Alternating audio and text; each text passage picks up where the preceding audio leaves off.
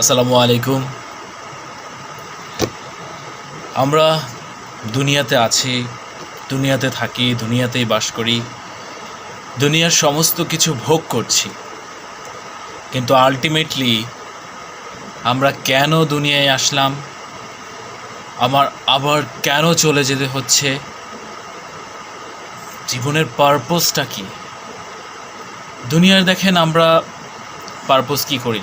পড়ালেখা করি, কারণ কি? চাকরি বাকরি, টাকা পয়সা, ভালো লাইফ লিড করার জন্য, তাই না? সো লাইফ তো একজন ভালো চাকরি না পেয়েও সে মারা যায় সব কিছু রেখে। একজন ভালো চাকরি বাকরি বা ব্যবসা প্রতিষ্ঠান, বিশাল বিজনেসম্যান, কোটি কোটি টাকার মালিক, সেও চলে যাচ্ছে সব কিছু রেখে। সেও কিছু দিন শেষে নিতে পারছে না তার সাথে কিছু। তাহলে জীবনের আসলে মিনিংফুল কোনটা, এটা আমাদের খুঁজে বের করতে হবে।